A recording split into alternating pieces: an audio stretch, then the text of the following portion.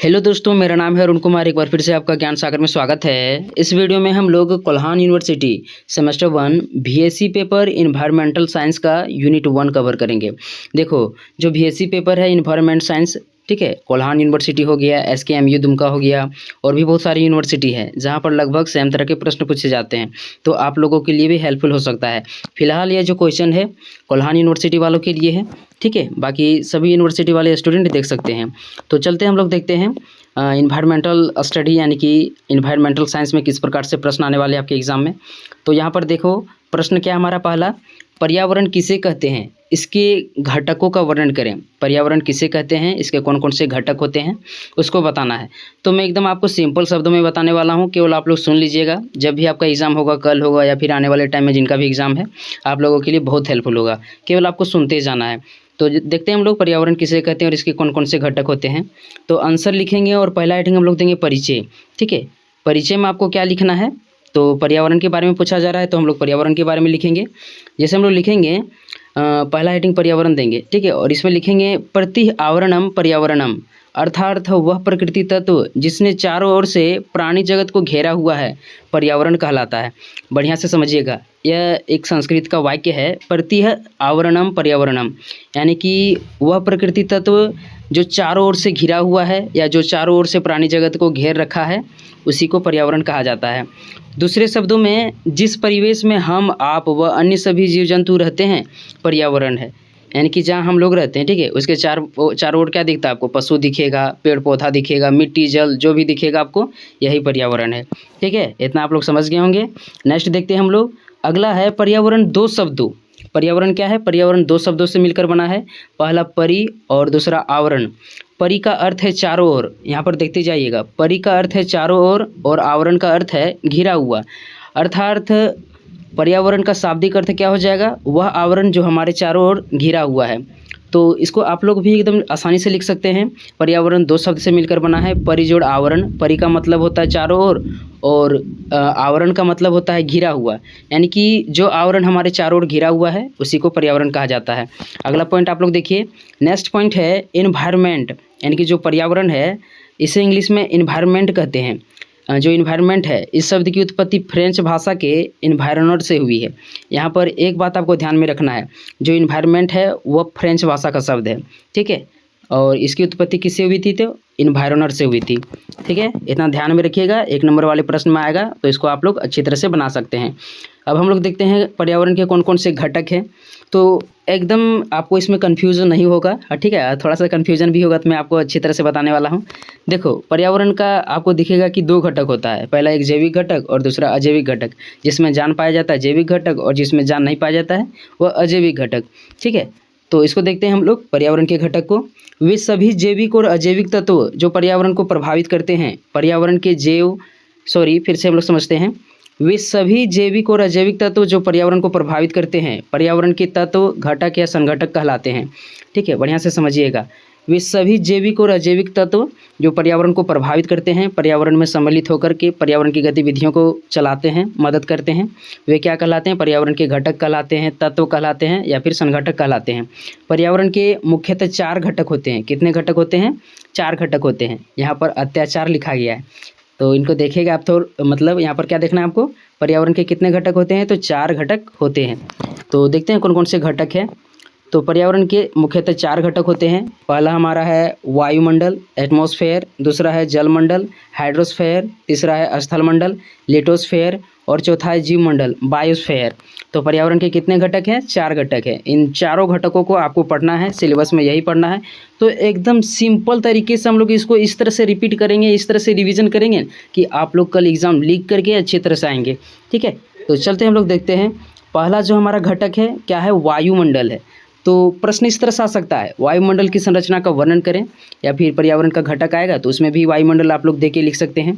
तो यहाँ पर मैं 2 प्रश्न को आपको कवर कराने वाला हूँ। पहला वायुमंडल जो पर्यावरण का घटक है, और दूसरा वायुमंडल की संरचना कैसे हुआ है, इसके संघटक क्या है, ठीक है, उसी को देखेंगे। तो चलते हम लोग देखते हैं, पृथ्वी के चारों ओर विभिन्न प्रकार के गैसों का आवरण फैला हुआ है जिसे वायुमंडल कहते हैं। पृथ्वी है, ठीक है, ये हमारा पृथ्वी है। इसके चारों ओर क्या है, बहुत सारा गैस है, विभिन्न प्रकार के गैसों का मिश्रण है, धूलकण है। इसी को क्या कहते हैं, वायुमंडल कहते हैं। वायुमंडल में नाइट्रोजन 78% है। कितना प्रतिशत है, 78% है, जो सबसे अधिक है। यानी वायुमंडल में सबसे अधिक मात्रा में कौन सा गैस पाया जाता है, तो नाइट्रोजन 78% यानी 78%। नेक्स्ट देखिए आप लोग, दूसरा है ऑक्सीजन। तो ऑक्सीजन की मात्रा 21% है। तीसरा है ऑर्गन। ऑर्गन की मात्रा 0.93% है। और कार्बन डाइऑक्साइड की प्रतिशत यानी कि जो CO2 है, इसकी मात्रा कितनी है, 0.03%। इसको आप लोग ध्यान में रखिएगा, ठीक है। UGC नेट में भी आने वाला है। कोई स्टूडेंट आगे जाकर UGC नेट के एग्ज़ाम देंगे तो इस तरह के प्रश्न रहते हैं, ठीक है। तो वायुमंडल के बारे में आप लोग समझ गए होंगे। क्या है, पृथ्वी के चारों ओर विभिन्न प्रकार के गैसों का मिश्रण है, जिसे वायुमंडल कहा जाता है, ठीक है। वायुमंडल में क्या है, नाइट्रोजन, ऑक्सीजन, आर्गन और कार्बन डाइऑक्साइड जैसे गैस पाए जाते हैं। इनकी मात्रा भी मैंने आपको बता दिया। केवल यही सभी गैस नहीं, और भी बहुत सारे गैस रहते हैं। अब आपको देना है वायुमंडल की परतें। तो यही वायुमंडल की संरचना हो गया, जो आपको यहाँ पर मैं दिखा रहा हूँ, वायुमंडल की परतें, ठीक है। इनको ध्यान में रखिएगा, एकदम आपका एग्जाम अच्छे तरह से जाएगा। तो यहाँ पर देखो आप लोग, पहला है ना, वायुमंडल की जो परत है, नीचे से आपको ऊपर में देखना है, ठीक है। देखिए यहाँ ऊंचाई और तापमान के आधार पर वायुमंडल की 5 परतें होती है। कितने परतें होती है, 5 परतें होती है। तो सबसे नीचे में आपको देखना है, कहाँ पर देखना है, सबसे नीचे में आपको देखना है पहला क्षोभ मंडल, ठीक है। तो नीचे से हम लोग स्टार्ट करते हैं, क्योंकि ऊंचाई के आधार पर आपको देखना है। तो क्षोभ मंडल वायुमंडल की पहली परत है, सबसे निचली परत है। यहाँ पर जीवन पाया जाता है। यहीं पर मौसमी घटनाएं होती है, जैसे आंधी, तूफान, चक्रवात और जो भी मौसमी अन्य घटनाएं होती है, सब यहीं घटनाएं होती है, ठीक है। और यहीं जीवन पाया जाता है। और एक बात, जो क्षोभ मंडल है, ठीक है, इसकी ऊंचाई कितनी है, तो 8 से 18 किलोमीटर तक होती है। ध्रुवों की ओर 8 किलोमीटर तथा भूमध्य रेखा की ओर 18 किलोमीटर हो जाती है। तो कैसे लिखना आपको, वह मंडल जिसमें जीवन पाया जाता है, जिसमें सभी प्रकार की मौसमी घटनाएं घटित होती है, ठीक है, उसको क्षोभ मंडल के नाम से जाना जाता है। इसकी ऊंचाई 8 से 18 किलोमीटर तक होती है। इस प्रकार से आप लोग पॉइंट बनाकर लिख सकते हैं ज़्यादा से ज़्यादा।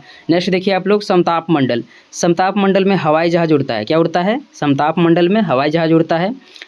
इसी मंडल में ओजोन परत पाया जाता है, ठीक है। ओजोन परत क्या करता है, सूर्य से आने वाली पारा बैंगनी किरणों को रोकती है और हमें सुरक्षा प्रदान करती है, ठीक है। इसकी ऊंचाई 50 किलोमीटर होती है, यानी 18 से आप लोग 50 तक ले लीजिए, ठीक है। तो इतनी ऊंचाई होती है। एक बात और, समताप मंडल में जो ताप रहता है, तापमान क्या रहता है, समान रहता है। जो ताप रहता है क्या रहता है, समान रहता है, इसलिए इसे समताप मंडल कहा जाता है। तो इसी जो यहाँ पर आपको दिख रहा है, इसको स्क्रीनशॉट मार लीजिए, और यहीं पर सारा दिया हुआ है वायुमंडल का। देखिए अगला, तीसरा परत जो है, ठीक है, मध्यमंडल होता है। जो वायुमंडल की तीसरा परत क्या है, मध्यमंडल है। मध्यमंडल में क्या होता है, उल्का पिंड गिरता है। आप लोग देखे होंगे, जो तारा सब रहता है गिरते हुए कभी नजर आता है, तो वही उल्का पिंड होता है, ठीक है। तो उल्का पिंड किस मंडल में गिरता है, मध्यमंडल में, और इसकी ऊंचाई 80 किलोमीटर तक होती है, यानी 50 से आप लोग 80 तक ले लीजिए, ठीक है। 50 से 80 किलोमीटर तक ऊंचाई होती है। तो इसको भी आप लोग पॉइंट बनाकर ले सकते हैं। वह मध्यमंडल मतलब वह मंडल जिसमें उल्का पिंड गिरती है, जिसकी ऊंचाई 50 से 80 किलोमीटर तक होती है, उसे मध्यमंडल कहा जाता है। नेक्स्ट देखिए आप लोग, चौथा जो परत है वह आयन मंडल है। तो आयन मंडल कैसे है, मतलब आयन मंडल के बारे में हम लोग जानते हैं। तो रेडियोधर्मी तरंगे जो होते हैं, इसी मंडल में पाया जाता है, यानी जिससे हम लोग फ़ोन करते हैं, ठीक है। जिससे मतलब हमारा जो भी TV चलता है, नेटवर्क चलता है, क्या होता है, यहीं पर वे तरंगे वापस आकर के हमारे क्षोभ मंडल में तक आती है, ठीक है। और मतलब रेडियोधर्मी तरंगे यहीं पर पाए जाते हैं, और जिसकी ऊंचाई होती है 80 से 640 किलोमीटर तक होती है, ठीक है। तो ये चौथी परत था। नेक्स्ट देखिए आप लोग, बाह्य मंडल। बाह्य मंडल सबसे आखिरी परत होती है, जहाँ पर हाइड्रोजन और हीलियम जैसे गैस पाए जाते हैं, ठीक है। हाइड्रोजन आप लोग लिख लीजिएगा, यहाँ पर H केवल दीजिएगा। हाइड्रोजन और हीलियम जैसे गैस होती है। इसकी ऊंचाई जो होती है 640 किलोमीटर से अधिक होती है, ठीक है। तो इसको ध्यान में रख करके आप लोग वायुमंडल की संरचना के बारे में लिख सकते हैं। एकदम बहुत सारे जानकारी मैंने इस वीडियो में आपको दिया है। नेक्स्ट देखते हैं हम लोग, और नेक्स्ट देखते हैं हम लोग, अगला क्या है, जलमंडल, जिसको इंग्लिश में हम लोग हाइड्रोस्फीयर कहते हैं। देखो यह पर्यावरण का दूसरा घटक है, जलमंडल। इंग्लिश में क्या कहते हैं, हाइड्रोस्फीयर। इसे देखते हैं, पृथ्वी का वह भाग जिसमें समस्त जल राशियाँ जैसे नदी, तालाब, झील, झरने, समुद्र, सागर, हिमनद आदि उपस्थित हैं, जलमंडल कहलाता है। बढ़िया से समझिएगा, पृथ्वी का कौन सा भाग जहाँ पर जल राशियाँ पाया जाता है, जैसे नदी, तालाब, झील, समुद्र, सागर, हिमनद, ये सभी रहते हैं, इसको हम लोग जलमंडल कहते हैं, ठीक है। जलमंडल में क्या है, तो जलमंडल में यानी कि जो पृथ्वी है, इसका एक भाग है जलमंडल, ठीक है। तो इसमें 71% भाग पर जल पाया जाता है। जो पृथ्वी का 71% भाग है वह जल से ढका हुआ है।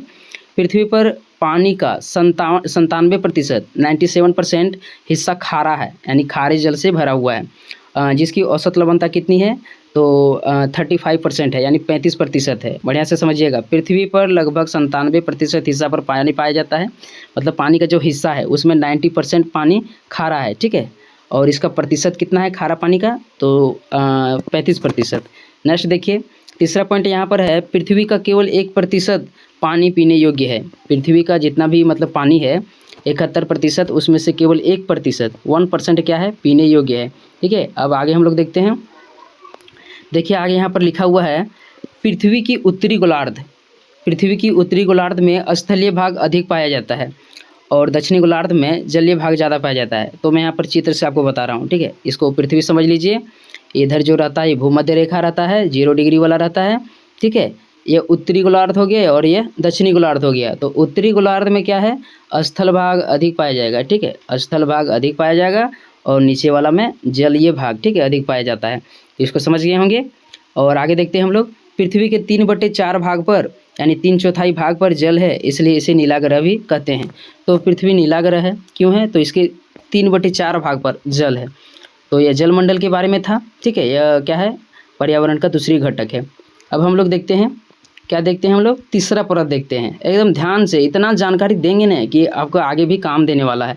तो देखते हैं अगला पॉइंट हम लोग, नेक्स्ट पॉइंट आपको देना है स्थल मंडल, यानी कि इंग्लिश में इसको हम लोग क्या कहते हैं, लिटोस्फेयर कहते हैं, लिथोस्फेयर, लिटोफेयर नहीं, लिथोस्फेयर। तो इसको हम लोग देखते हैं, पृथ्वी के स्थल भाग को स्थल मंडल कहते हैं। पृथ्वी पर जहाँ पर स्थल पाया जाता है उसको क्या कहते हैं, स्थल मंडल कहते हैं। संपूर्ण पृथ्वी के 29% भाग पर स्थल मंडल पाया जाता है। स्थल मंडल ठोस पदार्थों जैसे सेल तथा चट्टानों से बना हुआ है। देखो, जहाँ पर स्थल पाया जाता है, जहाँ पर मतलब पानी नहीं रहता, पानी से ढका हुआ नहीं रहता है, उसी को स्थल कहते हैं। जो पृथ्वी का 29% भाग है, यहाँ पर क्या है, स्थल पाया जाता है। और जो स्थल मंडल होता है, ठोस पदार्थ जैसे सेल, चट्टान, यही सभी से बने होते हैं। अब हम लोग स्थल मंडल का महत्व देख लेते हैं। तो स्थल मंडल का महत्व क्या है, स्थल मंडल पृथ्वी पर जीवन के लिए महत्वपूर्ण परत है, यानी कि जो स्थल मंडल है इसी पर जीवन रहता है, ठीक है। जल में भी रहता है, लेकिन जो मनुष्य हो गया अधिकतर स्थल मंडल में ही रहते हैं। यह मिट्टी, पानी और हवा के लिए एक आधार प्रदान करता है, यानी जहाँ स्थल होगा वहीं पर मिट्टी रहेगी, वहीं पर जल रहेगा, ठीक है। ये सभी उसका आधार है। और आगे देखिए, स्थल मंडल के प्रकार। तो स्थल मंडल के 2 प्रकार होते हैं। कितने प्रकार होते हैं, 2 प्रकार होते हैं। तो 2 प्रकार आप लोग देख लीजिए, पहला महाद्वीपीय स्थल मंडल और दूसरा महासागरीय स्थल मंडल। यानी कि स्थल मंडल के 2 प्रकार होते हैं। पहला महाद्वीपीय, यानी स्थल में 7 महासागर पाए जाते हैं, 7 महाद्वीप पाए जाते हैं, एशिया, अफ्रीका, उत्तरी अमेरिका, दक्षिणी अमेरिका, ऑस्ट्रेलिया, और क्या हो गया, अंटार्कटिका और यूरोप, ठीक है। सबसे बड़ा क्या हो जाएगा, एशिया हो जाएगा, इससे आप ध्यान रखिएगा। और सबसे छोटा क्या है, ऑस्ट्रेलिया है, ठीक है। तो 7 महाद्वीप या महादेश पाया जाता है और 5 महासागर पाया जाता है। तो कौन कौन से, सबसे बड़ा प्रशांत महासागर, हिंद महासागर हो गया, अटलांटिक महासागर, अंटार्कटिक महासागर और अटलांटिक महासागर, ठीक है। तो स्थल भाग में इतने पाए जाते हैं। जलीय भाग वाला मैंने महासागर वाला बता दिया। अब आपको देखना है जैव मंडल, ठीक है। जैव मंडल आप लोग देखो, यह चौथा परत है पर्यावरण का। तो इसे हम लोग देखते हैं, वायुमंडल, जलमंडल, वायुमंडल, जलमंडल और स्थल मंडल के बीच के भाग को जैव मंडल कहते हैं। पृथ्वी के इसी भाग पर जीवन पाया जाता है, जिसमें मानव, पशु, पेड़ पौधे, विभिन्न प्रकार के जीव जंतु और सूक्ष्म जीव आदि रहते हैं। बढ़िया से समझिएगा, यह हमारा वायुमंडल हो गया, यह हमारा क्या हो गया, एक तरह से जलमंडल और स्थल मंडल, और इसका जो बीच वाला भाग दिखता है, ठीक है, यही क्या होता है, जैव मंडल होता है। इसी मंडल पर क्या होता है, जीवन पाया जाता है, ठीक है। जितना भी जानवर रहते हैं जो जीवित रहते हैं, इसी मंडल में जीवन पाया जाता है, ठीक है। यहाँ पर आपको एक चित्र दिख रहा होगा, इसको लिख लीजिएगा आप लोग और देख लीजिए, इसी को जैव मंडल कहते हैं। तो यह चौथी परत था, ठीक है। अब हम लोग निष्कर्ष देंगे। निष्कर्ष में आपको लिखना है, ये चारों घटक कौन कौन से, वायुमंडल, स्थल मंडल, जलमंडल और जैव मंडल पर्यावरण के मूल आधार हैं, जो पृथ्वी पर जीवन को संभव बनाते हैं। इसके बीच संतुलन बनाए रखना अत्यंत आवश्यक है, क्योंकि किसी एक में भी असंतुलन होने पर संपूर्ण पारिस्थितिक तंत्र प्रभावित हो सकता है। बढ़िया से समझिएगा, जो चारों घटक है, ठीक है, चारों घटक क्या है, संतुलित रहेगा, तभी मतलब हम लोगों का गतिविधियां चलते रहेगा। जैसे जल ही खत्म हो गया, जलमंडल नहीं रहेगा तो क्या जीवन संभव है, नहीं संभव है। तो चारों में संतुलन जरूरी है, तभी हम लोग रह सकते हैं, ठीक है। और पारिस्थितिक तंत्र जो है वो मतलब चलता रहेगा। तो इसको देख लीजिए। नेक्स्ट प्रश्न को हम लोग देखेंगे, सस्टेनेबल डेवलपमेंट वाला है, ठीक है। तो देखते हैं हम लोग अगले प्रश्न को। नेक्स्ट प्रश्न आपको क्या पढ़ना है, सतत विकास से पढ़ना है, सस्टेनेबल डेवलपमेंट से पढ़ना है, यानी कि आपके सिलेबस में सस्टेनेबल डेवलपमेंट दिया हुआ है। तो इसको हम लोग देखते हैं। तो सस्टेनेबल डेवलपमेंट से किस तरह से प्रश्न आ सकता है, सतत विकास क्या है, इसकी अवधारणा एवं उद्देश्य का वर्णन करें, इस तरह से प्रश्न आ सकता है। बाकी सतत विकास से संबंधित कोई भी प्रश्न पूछा जाएगा इस वीडियो से आपका बन जाएगा, ठीक है। तो चलते हम लोग समझते हैं सतत विकास क्या होता है, किसे कहा जाता है, ठीक है। तो चलते देखते हैं। तो पहला हेडिंग आंसर में आपको क्या देना है, सतत विकास देना है, यानी सस्टेनेबल डेवलपमेंट देना है। तो इसको आप लोग बचपन से ही सुनते आ रहे होंगे, 10 क्लास से सुनते आ रहे होंगे, सतत विकास क्या होता है, 12th में पढ़े होंगे या फिर कभी ना कभी तो जरूर पढ़े होंगे। तो इसको हम लोग फिर से एक बार समझते हैं। तो सतत विकास किससे कहते हैं, विकास करने का वैसा तरीका जिसमें पर्यावरण को क्षति ना हो और विकास करने का वर्तमान तरीका बनाए रखा जा सके तथा जो आने वाले पीढ़ी होते हैं उसके लिए भी संसाधन रहे, इसे सतत विकास कहा जाता है, ठीक है। आगे देखिए आप लोग, इसे सतत पोषणीय विकास, धारणीय विकास या टिकाऊ विकास के नाम से भी जाना जाता है। तो यहीं पर क्वेश्चन को आपको घुमाएगा कि सतत पोषणीय विकास क्या होता है, धारणीय विकास को समझाएं या फिर टिकाऊ विकास से आप क्या समझते हैं, इसी तरह से आपका घुमा के प्रश्न पूछा जाएगा। तो यही वाला आपको लिखना है, गड़बड़ाना नहीं है। विकास करने का वैसा तरीका जिसमें जो भी पर्यावरण हो उसे नुकसान ना पहुँचे और जो हमारी पीढ़ी होंगी उसके लिए भी संसाधन बचा रहे, इसी को ही सतत विकास कहा जाता है। तो इसको आप लोग एकदम सिंपल शब्दों में लिख सकते हैं, ठीक है। आगे देखिए, यहाँ पर एक पॉइंट और दिया हुआ है, आने वाले पीढ़ियों के जीवन स्तर को ऊंचा उठाने के लिए, ऊपर उठाने के लिए सतत विकास बहुत ही आवश्यक है। यानी जो भी पीढ़ी है, यानी हम मेहनत करेंगे, ठीक है, हम मतलब बहुत ही मेहनत हम लोग कर रहे हैं अभी, तो जो हमारा आने वाला पीढ़ी रहेगा कहीं ना कहीं अच्छा ही रहेगा। तो सतत विकास क्या करता है, मतलब मेहनत करने पर जोर देता है, ठीक है। हम अपनी पीढ़ियों के लिए बारे में सोचते हैं, ठीक है, उनके लिए संसाधन बचा कर रखते हैं, इस तरह से समझ सकते हैं। नेक्स्ट देखिए, सतत विकास शब्द का सर्वप्रथम प्रयोग नॉर्वे के प्रधानमंत्री ग्रो हरलेम ब्रेलैंड द्वारा हमारा साझा नामक भविष्य में, ठीक है, यानी कि आवर कॉमन फ्यूचर नामक पत्र में 1987 में किया गया था। तो यहाँ पर 3-4 प्रश्न बनेगा, जैसे सतत विकास शब्द का सर्वप्रथम प्रयोग कब हुआ था, तो कब हुआ था, 1987 में हुआ था। किसके द्वारा किया गया था, तो नॉर्वे के प्रधानमंत्री जो ग्रो हरलेम ब्रेलैंड है, ठीक है, उन्हीं के द्वारा किया गया था। किस में किया गया था, तो हमारा साझा नामक जो एक भविष्य पत्र था उसी में किया गया था, ठीक है। तो यहाँ पर 3 से 4 पॉइंट दिया हुआ है, इनको पढ़ लीजिएगा। सतत विकास शब्द का सर्वप्रथम प्रयोग नॉर्वे के प्रधानमंत्री ग्रो हरलेम ब्रेलैंड के द्वारा हमारा साझा नामक भविष्य में 1987 में किया गया था, ठीक है, आवर कॉमन फ्यूचर में किया गया था। नेक्स्ट अब हम लोग देखते हैं सतत विकास का क्या था, परिचय था थोड़ा सा। अब आपको देना है सतत विकास की अवधारणा, ठीक है। सतत विकास की अवधारणा क्या होता है, यानी कैसे हम लोग सतत विकास कर सकते हैं, इसको देखते हैं हम लोग। तो नेक्स्ट हेडिंग आपको देना है सतत विकास की अवधारणा। सतत विकास की अवधारणा सर्वप्रथम ब्रेलैंड आयोग द्वारा 1987 में दिया गया था। किसके द्वारा दिया गया था, तो नॉर्वे के प्रधानमंत्री के द्वारा। इस आयोग को WCED यानी कि world commission on environment and development के नाम से भी जाना जाता है। देखो बैटरी भी डाउन हो गया है, ठीक है, बारिश हो रहा है, लाइन भी नहीं है, तो यहाँ फिर से मैं समझाता हूँ आपको। सतत विकास की अवधारणा सर्वप्रथम ब्रेलैंड आयोग द्वारा 1987 में नॉर्वे के प्रधानमंत्री के द्वारा दिया गया था, ठीक है, इतना समझ में आ गया है। इस आयोग को WCED यानी कि world commission on environmental and development के नाम से भी जाना जाता है, ठीक है, world commission on environment and development के नाम से भी जाना जाता है, ठीक है। अब देखते हैं हम लोग सतत विकास की मुख्यतः कितनी अवधारणा है, तो 2 अवधारणा है। इसको देखिए अच्छी तरह से आप लोग। पहला अवधारणा है आवश्यकता की अवधारणा। इस अवधारणा के अनुसार व्यक्ति की जितनी आवश्यकता है उसके अनुसार संसाधनों का प्रयोग किया जाना चाहिए। आवश्यकता का अवधारणा करने का मतलब क्या है, हमें जितनी आवश्यकता है अकबका के हम लोग को प्रयोग नहीं कर लेना है कि हाँ, कोई लोग क्या होता है लूटने लगता है, तो लूटना नहीं है, जितना ही आपको आवश्यकता है उतना ही लेना है कोई भी संसाधन, ताकि आगे भी काम आए। जैसे मतलब चावल ही ले ले, एक तरह से एक बोरा एक ही दिन आप मतलब बना लीजिएगा तो क्या हो जाएगा, बर्बाद हो जाएगा, नहीं होगा तो कुछ कोई नहीं खाएगा तो बर्बाद होगा ही। लेकिन वही धीरे धीरे प्रयोग करेंगे आवश्यकता के अनुसार तो काफ़ी लंबे समय तक चलेगा, ठीक है। तो जितना आवश्यकता है उसी के अनुसार आपको प्रयोग करना है संसाधनों का, इसे ही आवश्यकता का अवधारणा कहा जाता है, ठीक है, यानी सतत विकास की पहली अवधारणा है। नेक्स्ट देखो आप लोग, दूसरा है विचारों की अवधारणा। दूसरा क्या है, विचारों की अवधारणा है। तो इसको समझना है आपको, विचारों की अवधारणा क्या होता है। लोगों को अपने विचारों में बदलाव लाना होगा, मतलब लोगों का यह विचार रखना पड़ेगा कि जितना उसे आवश्यकता है उसी के अनुरूप वह संसाधनों का प्रयोग करे, ठीक है। व्यक्ति को लालची या स्वार्थी जैसे विचारों को नहीं रखना है, यानी कि आपका विचार कैसा है। कोई क्या होता है, लालची होता है कि नहीं होता है, जो अभी मैंने बताया आपको संसाधन को लूटने लगता है, तो आपके विचार में मतलब बदलाव लाना पड़ेगा। आपको यह मतलब मानसिकता चेंज कर लेना है कि हमको लूटना है, सो आपको आवश्यकता के अनुसार ही प्रकृति से मतलब जितना प्रकृति दे रही उतने लीजिए, ज़्यादा लेने का प्रयास करिएगा। तो कहीं न कहीं हमें नुकसान होना मतलब नुकसान का सामना करना पड़ेगा, नुकसान ही होगा। तो हमें अपना विचार में बदलाव लाना पड़ेगा, जितनी हमें आवश्यकता है उतना ही प्रयोग करना है। यह विचारों की अवधारणा है। तो सतत विकास की 2 अवधारणा है, पहला आवश्यकता की अवधारणा और दूसरा विचारों की अवधारणा। ठीक है, नेक्स्ट आप लोग देखो सतत विकास के उद्देश्य या स्तंभ। सतत विकास के उद्देश्य क्या होते हैं, क्या-क्या स्तंभ है, इनको देख लीजिए। तो सतत विकास का उद्देश्य क्या है? पहला है आर्थिक विकास। ठीक है, स्तंभ भी पूछा जा सकता है कि सतत विकास के कितने स्तंभ है, तो इसको ध्यान में रखिएगा। फर्स्ट क्या है? आर्थिक विकास। ऐसा विकास जिससे कोई भूखा ना रहे, गरीबी दूर रहे, या आर्थिक विकास में आता है। आर्थिक विकास करने का मतलब क्या है? आप लोग कम से कम इतना कमा लीजिए कि भूखा ना रहना पड़े।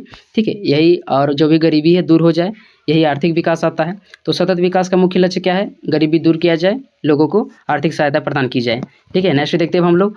दूसरा उद्देश्य या स्तंभ क्या है? पर्यावरण विकास। पर्यावरण को सेफ रखना है, हमें उन्हें नुकसान नहीं पहुंचाना है। जो पर्यावरण है क्या है, उनको, उनके बिना हम लोग नहीं रह सकते हैं, तो उनको कहीं ना कहीं हमें सेफ रखना पड़ेगा। ठीक है, यह सतत विकास का दूसरा अवधारणा बोलते हैं, उद्देश्य है। नेक्स्ट है सामाजिक समानता। इसके द्वारा लोगों में भेदभाव या छुआछूत जैसी भावनाएं खत्म करना है, हमें सभी वर्गों को एक साथ लेकर के चलना है। सामाजिक समानता कहने का मतलब क्या है? हमें किसी को भी छुआछूत मतलब नहीं करना है। ठीक है, छुआछूत की भावना नहीं रखना है। आज भी बहुत सारे छुआछूत होता है, व्यक्ति ने छू दिया तो मतलब बहुत सारे आप लोग देखते होंगे वीडियो में भी बहुत सारा प्रयास किया जाता है कि छुआछूत की भावना हटाई जाए। ठीक है, तो जो भी छुआछूत की भावना है, ऊंच नीच की भावना है, इसको समाप्त किया जाए, यही सतत विकास का, ठीक है, उद्देश्य है। नेक्स्ट देखो आप लोग, आगे क्या है? विश्व के विभिन्न राष्ट्रों को विकास की नीतियों को मतलब अपने से पहले इन तीनों स्तंभों को ध्यान में रखना होगा। बढ़िया से समझिएगा। विश्व के जितने भी राष्ट्र हैं, यदि वे विकास की नीति अपनाते हैं, विकास करना चाहते हैं, तो जो भी 3 उद्देश्य था, जो 3 स्तंभ था, सामाजिक समानता, पर्यावरण विकास और एक हो गया आर्थिक विकास, इन तीनों स्तंभों को ध्यान में रखना पड़ेगा, तभी कोई व्यक्ति विकास कर सकता है, विकास हो सकता है। ठीक है, तो इतना ही था। ठीक है, और क्या है अगला? मानव पर्यावरण संबंध पर विचार करते हुए स्टॉकहोम सम्मेलन कब हुआ था? तो एक तरह से क्वेश्चन इनको भी देख लीजिए आप लोग। तो स्टॉकहोम सम्मेलन 5 जून 1972 को हुआ था, जो पूर्णतः सतत विकास पर आधारित था। 5 जून को विश्व पर्यावरण दिवस के रूप में मनाया जाता है, इसको भी आप लोग याद कर रख सकते हैं। देखो स्टॉकहोम सम्मेलन कब हुआ था? तो 5 जून 1972 को, ठीक है, हुआ था। अब कहाँ हुआ था, आपको कमेंट में बताना है। जो 5 जून को हुआ था स्टॉकहोम सम्मेलन, ठीक है, ये कब हुआ था? 5 जून को हुआ था। इस कारण से इसे विश्व पर्यावरण दिवस के नाम से भी जाना जाता है, या उस दिन से विश्व पर्यावरण दिवस मनाया जाता है। ठीक है, तो कहाँ हुआ था? स्वीडन में हुआ था। ठीक है, स्वीडन में हुआ था। नेक्स्ट देखिए आप लोग, अगला देना है आपको सतत विकास का लक्ष्य। सतत विकास का लक्ष्य क्या होता है, इनको हम लोग देखते हैं। तो प्रथम पृथ्वी सम्मेलन, तो इनको समझते जाइएगा, तब आप लोग समझ पाइएगा। ब्रिटेन आयोग द्वारा 1992 में ब्राज़ील की रियो डी जेनेरियो में हमारा साझा नामक भविष्य नामक रिपोर्ट तैयार किया गया, जिसमें एजेंडा 21 के तहत 193 देशों के सदस्यों ने भाग लिया। सतत विकास के लक्षण को संयुक्त राष्ट्र महासभा ने, ठीक है, लक्षण नहीं, लक्ष्यों को संयुक्त राष्ट्र महासभा ने 2015 को स्वीकार किया था, जिसमें 2016 से 2030 तक लगभग 17 लक्ष्यों को पूरा किया करने का लक्ष्य रखा गया था। इसको मैं फिर से समझाता हूँ या समझाने का प्रयास करता हूँ। जो सतत विकास का लक्ष्य है, ठीक है, 1992 में ब्राज़ील के रियो डी जेनेरियो में क्या हुआ था? एक सम्मेलन रखा गया था, जिसे प्रथम पृथ्वी सम्मेलन के नाम से भी जाना जाता है। ठीक है, इसमें एजेंडा 21 के तहत 193 देश सम्मिलित हुए थे, और उन्होंने, जो भी संयुक्त राष्ट्र महासभा थे, उन्होंने इस पत्र को, ठीक है, कब स्वीकार किया? तो 2015 को स्वीकार किया, जिसमें 2016 से 30 तक 17 लक्ष्यों को पूरा करने का लक्ष्य निर्धारित किया गया था। तो सतत विकास के 17 लक्ष्य कौन से हैं, उनको भी हम लोग देख लेते हैं थोड़ा सा जल्दी करके। ठीक है, तो आप लोग देखिए, समझाने का प्रयास किया हूँ, बाकी गलती भी हो सकता है। ठीक है, आप लोग यहाँ पर देखते जाइए। देखिए सतत विकास का 17 लक्ष्य है, कितना है? 17 लक्ष्य। तो कब से कब रखा गया था? तो 2016 से 30 तक रखा गया था। ठीक है, पहला है शून्य गरीबी। शून्य गरीबी का मतलब क्या है? 2030 तक कोई गरीब ना रहे, ठीक है, कोई भूखा ना सोए। नेक्स्ट है शून्य भूखमरी, कोई भूखा ना रहे। वही मैंने बता दिया आपको कि इसका क्या है, जो लक्ष्य है, कोई भूखा नहीं रहना चाहिए 2030 तक, लेकिन ऐसा संभव नहीं है, आज भी लगभग भूखा बहुत कुछ हो जाता है। अगला है उत्तम स्वास्थ्य एवं खुशहाली। स्वास्थ्य व्यवस्था क्या करना है? मजबूत करना है। ठीक है, सभी लोग को स्वास्थ्य सुविधाएं उपलब्ध हो जाए, ऐसी इनका लक्ष्य रखा गया था। अगला है गुणवत्तापूर्ण शिक्षा, यानी जो चौथा लक्ष्य था क्या था? गुणवत्तापूर्ण शिक्षा था। सभी को शिक्षा मिलना चाहिए, चाहे वह प्राथमिक माध्यमिक हो, ठीक है, किसी तरह का उनको शिक्षा दिया जाना चाहिए था। मैंने ऐसा लक्ष्य रखा गया है। 5वां देखिए आप लोग, 5वां है लैंगिक समानता। 2030 तक महिलाओं के खिलाफ सभी प्रकार के भेदभाव हिंसा को समाप्त किया गया था, मतलब ऐसा लक्ष्य रखा गया है। लेकिन अभी भी महिलाएं जो होते हैं उनके से लड़ाई झगड़ा होते रहता है, तो उन्हें अभी लगभग भी समानता नहीं मिला है। छेड़खानी की बात आप लोग भी अभी तक सुनते होंगे, तो कहीं न कहीं उन्हें मतलब जो लक्ष्य रखा गया है अधूरा ही लग रहा है। अगला देखिए आप लोग, छठा जो लक्ष्य है क्या है, स्वच्छ जल एवं स्वच्छता, सभी के लिए पेयजल उपलब्ध कराना है। सातवां है सस्ती और प्रदूषण मुक्त ऊर्जा, सस्ती और आधुनिक ऊर्जा जो है सभी लोगों को उपलब्ध कराया जाए, यह सातवां लक्ष्य था। आठवां लक्ष्य है उत्कृष्ट कार्य और आर्थिक समृद्धि, यानी कि सतत आर्थिक विकास तथा पूर्ण उत्पाद रोजगार, ऐसा लक्ष्य रखा गया है। नौवां था उद्योग नवाचार और बुनियादी सुविधाएं, बुनियादी सुविधाएं कहने का मतलब जो भी हो गया, और सड़क हो गया, शिक्षा हो गया, और भी बहुत सारी सुविधाएं होती है, ठीक है, उद्योग नवाचार हो गया। अगला है 10वां आर्थिक असमानता, मैं केवल उद्देश्य बता देता हूं, ठीक है, और इनको हो सकता है नोट कर लीजिए आप लोग। सुरक्षित, लचीले और टिकाऊ शहर एवं मानव बस्तियों का निर्माण करना। 12वां था स्थायी खपत और उत्पादन पैटर्न को सुनिश्चित करना। 13वां था जलवायु परिवर्तन, यानी जो भी जलवायु परिवर्तन हो रहे हैं जिसके कारण से उसको 2030 तक के क्या करना है, नियंत्रित कर लेना है। लेकिन आप लोग देख सकते हैं अभी भी पेड़ कटाई हो रहा है, तो जब तक वनों की कटाई होगा जलवायु परिवर्तन होते रहेगा। जो CFC हो गया, सबसे घातक गैस होता है जो ओजोन परत को नुकसान पहुंचाता है, इसके कारण जलवायु परिवर्तन होने वाला है, हो रहा है, तो इनको कहीं ना कहीं समाप्त करना पड़ेगा। चौथा लक्ष्य था पानी में जीवन, यानी कि समुद्री संसाधनों का संरक्षण करना है और उनको सुनिश्चित करना है। समुद्री संसाधन कहने का मतलब जो मछली हो गया, जो तेल निकला जा रहा है, उनको सुरक्षित रखना है, ऐसा लक्ष्य रखा गया था। 15वां था भूमि पर जीवन, प्राणियों, जंगलों, सूक्ष्म संरक्षण और जैविक विविधता को क्या है जो है उनको नुकसान पहुंच रहा है, उनको कंट्रोल करना है, ठीक है, यानी कि जो भी जानवर होते हैं, जंगली जानवर, उनका शिकार किया जाता है फायदे के लिए, उनको कंट्रोल करना है, उनको रोकना है, ठीक है, ऐसा लक्ष्य रखा गया था। अगला देखिए, शांति और न्याय के लिए संस्थान, शांतिपूर्ण और समावेशी समाज, ऐसा उन्हें मतलब 16वां लक्ष्य रखा गया था। और 17वां लक्ष्य क्या था, लक्ष्य प्राप्ति में सामूहिक साझेदारी, यानी कि तभी लक्ष्य प्राप्त हो सकता है जब वहाँ के जो समाज है, जो भी मतलब लोग हैं, जब इसमें भागीदारी देंगे तभी ऐसा मतलब संभव हो सकता है। तो कहीं ना कहीं आज भी कुछ कुछ पूरा हुआ है, कुछ अधूरा है, ठीक है। बाकी वीडियो कैसा लगा कमेंट करके जरूर बताइएगा, या मेरा पहला वीडियो है क्वेश्चन आंसर का, ठीक है। मिलते हैं अगली वीडियो में, तब तक के लिए धन्यवाद।